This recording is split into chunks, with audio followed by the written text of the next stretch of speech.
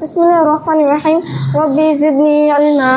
سب سے پہلے میں آپ سب ناظرین کی بارگاہ میں سلام پیش کرتی ہوں۔ السلام علیکم ورحمۃ اللہ وبرکاتہ۔ آج سے ہمارے نئے سلسلے وار پروگرام کا آغاز ہوا ہے جس کا عنوان قابل رشک خواتین ہے۔ اس میں ہم آپ کو دین اسلام کی باحیا، باکردار اور ایسی عظیم ہستیوں کے متعلق ذکر کریں گے جو دین اسلام کے لیے فخر کا باعث ہیں، اور نہ صرف دین اسلام بلکہ خواتین کے لیے نہایت قیمتی مثالیں اور قابل رشک ہیں۔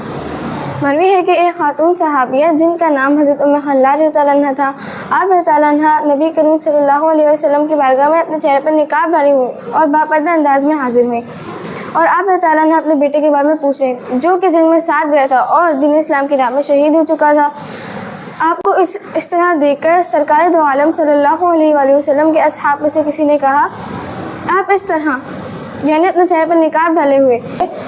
اپنے بیٹے کے متعلق پوچھنے آئی ہیں جو کہ جنگ میں شہید ہو چکا ہے۔ یہ سن کر اس پردہ نشین خاتون نے کہا کہ میرا بیٹا جاتا رہا تو کیا ہوا، میری حیا تو نہیں گئی۔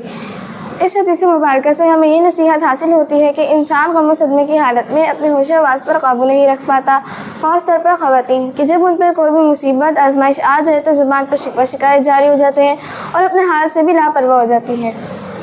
جبکہ اللہ تعالیٰ سے شکوہ شکایت کرنا بالکل بھی درست عمل نہیں۔ اسی وجہ سے انسان اکثر ایسے جملہ ادا کر دیتا ہے جو سخت قابل گرفت ہوتے ہیں اور اسے معلوم بھی نہیں ہوتا کہ وہ اپنے ساتھ کیا عزم کر بیٹھا ہے۔ کسی بھی مصیبت آزمائش پر بے صبری سراسر نقصان اور بارگاہ الہی سے دوری کا سبب ہے، اور اللہ کی رضا میں راضی نہ ہونا ظاہر کرتا ہے۔ پھر اپنے حالوں سے بے پرواہ ہو جانا کہ اکثر نامحرموں کے آگے اپنے پردے تک کا ہوش تک نہیں ہوتا،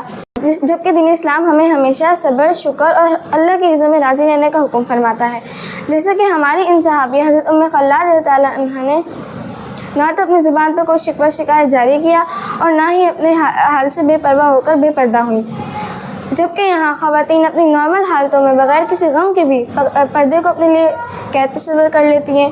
اور یہ عظیم ہستیاں بے پردگی کو بے حیائی تسلیم کیا کرتی تھیں، جبکہ آج کے دور میں بے پردگی کو ماڈرنزم یعنی دور کے ساتھ چلنا کہا جاتا ہے۔ کس قدر افسوس کا مقام ہے کہ جس چیز میں اللہ اور اس کے رسول کی ناراضگی ہو، مسلمان خواتین اسی کو ہی دلی لگاؤ کے ساتھ اپنائے ہوئے ہیں، اور مغربی معاشرے سے متاثر ان کے شانہ بشانہ چلنے کی خواہش کو اپنا کر خود کو نافرمانی میں مبتلا کیے ہوئے ہیں، جبکہ ہمیں مسلمان ہونے کی حیثیت سے حضرت ام خلاد جیسی باحیا، باکردار خواتین کو اپنا آئیڈل بنا کر ان جیسے بننے کی خواہش ہونی چاہیے، اور ہمارے کردار سے ان کی خوشبو آنی چاہیے۔ اللہ تعالیٰ ہمیں اپنے فیر و غضب سے محفوظ فرمائے اور ان اسلاف سے محبت کرنے کی اور ان جیسا بننے کی توفیق عطا فرمائے۔ وآخر دعوانا ان الحمد للہ رب العالمین۔